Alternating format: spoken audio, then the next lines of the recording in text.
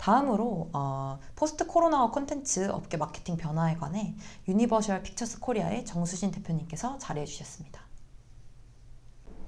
안녕하세요. 유니버설 픽처스 코리아의 정수진입니다. 먼저 발표에 앞서서 유니버설 픽처스에 대한 간단한 회사 설명을 드리자면요. 미국의 통신 케이블의 대기업인 컴캐스트의 자회사입니다. 컴캐스트는 유니버설 픽처스뿐만 아니라 미국의 지상파인 NBC 그리고 다수의 케이블 채널을 보유하고 있는 미디어 기업입니다. 오늘 제가 말씀드릴 내용은 영화 마케팅에 있어서의 인플루언서들 그리고 현재 인플루언서들을 활용한 마케팅의 트렌드를 간단히 말씀드리고자 합니다. 인플루언서 마케팅이란 한 2, 3년 전만 해도 굉장히 생소한 마케팅 분야였습니다.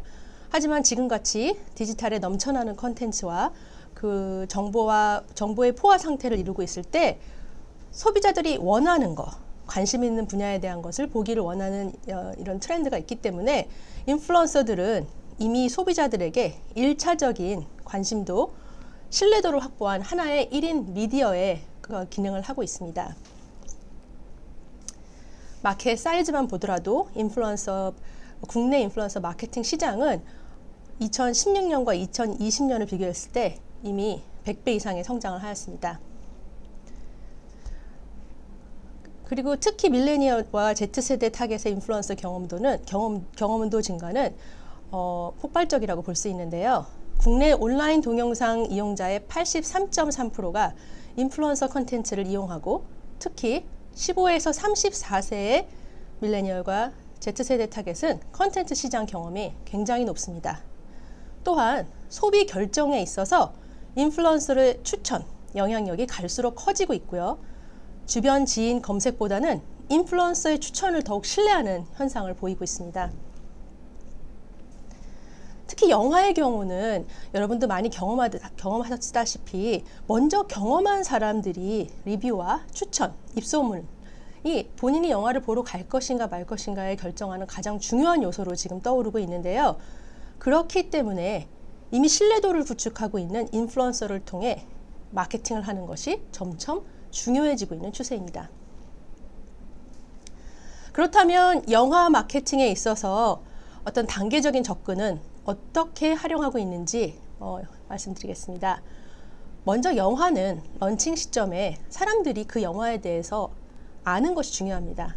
그래서 인지도를 높이기 위해서 팔로우 수가 많고 메가 인플루언서들과 협업을 하게 되어 있습니다.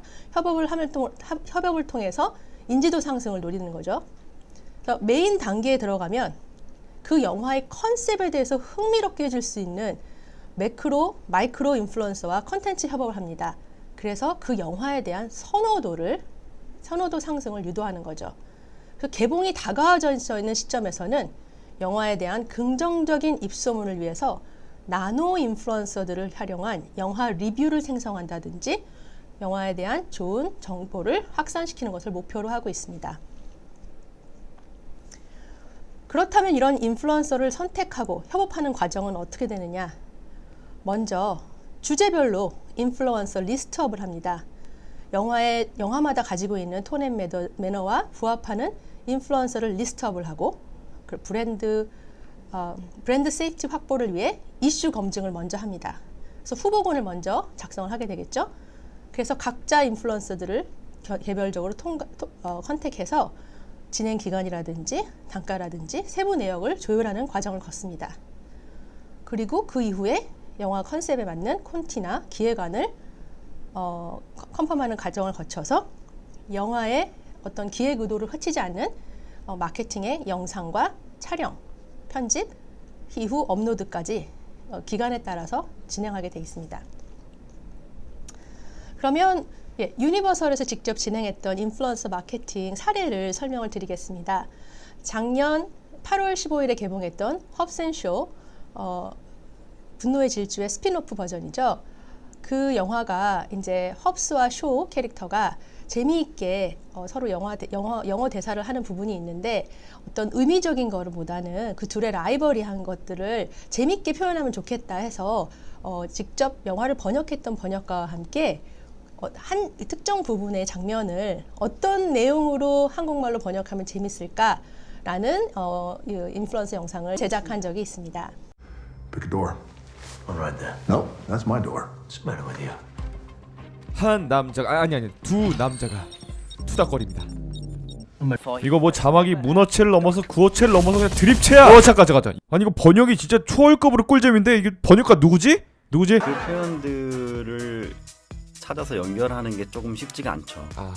근데 직역이에요, 사실. 직역인데 그 단어 선정 하나 여러 단어로 표현할 수 있는 건데 정말 적절하게 표현을 해주신 거네요.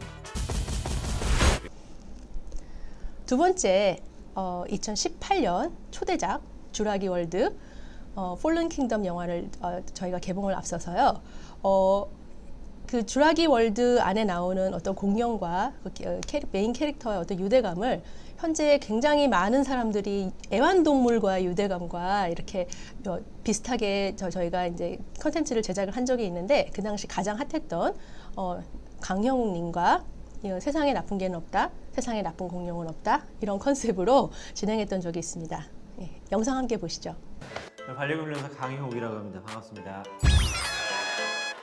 보호자분께서 외국분이세요. 엄청난 사람인가요? 외국에서 여기까지. I'm Chris Pratt.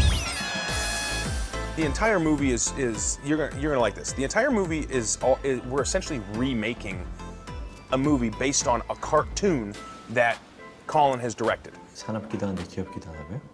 You driving by. 그럼 마지막으로 언택트 시대라고 하죠. 요즘 코로나에 집안에서 더 많은 디지털 영상과 비디오 영상들을 시청하고 있는 이런 지금 시기에서 언택트 시대의 인플루언서 마케팅은 어떻게 변화하고 있는가에 대해서 간단히 설명드리겠습니다. 몇 년 전에 비교해서 팔로우 수가 많다고 해서 그 영상을 참여하는 사람들이 많거나 댓글을 남기는 사람이 많지 않다라는 결과가 지금 나오고 있습니다. 단순히 팔로우 수가 높은 게 아니라 메가 인플루언서들을 활용하여 소수의 컨텐츠를 제작하는 방식에서 하나의 컨셉을 가지고 다수의 마이크로 나노 인플루언서가 자유롭게 표현하는 형태의 인플루언서 마케팅 진행이 필요하다라는 것이 요즘의 대세입니다. 다시 말하면 요즘 키워드로 뜨고 있는 진정성이죠. 인플루언서의 영향력보다는 신뢰도가 더욱 높고 영화에 단지 유명하다고 인플루언서가 되는 게 아니라 단지 영화의 특성에 맞는 인플루언서와의 협업이 중요하다라는 것이 저희가 요즘 언택트 시대에 새로 변화를 추구하고 있는 인플루언서 마케팅의 기조입니다. 그리고 또 언택트 시대의 인플루언서 마케팅의 또 특징은 무엇이냐면 세부적인 성과 측정이 가능한 모델이 필요하다라는 생각입니다. 그래서 이전에는 좋아요나 댓글의 숫자로 성과를 측정한다라고 했다면 좋아요나 댓글의 숫자만으로는 성과를 객관적으로 측정하기가 어렵다라는 게 요즘의 트렌드라 인플루언서가 제공하는 데이터의 범위를 넓혀 성과를 추적할 필요가 있다라는 것이 요즘 영화 마케팅에 있어서 인플루언서의 세부적인 성과 측정의 모델로 떠오르고 있습니다. 그러면 여기까지 영화 마케팅에 있어서 인플루언서 마케팅의 변화와 현재 트렌드에 대해서 말씀드렸습니다. 감사합니다.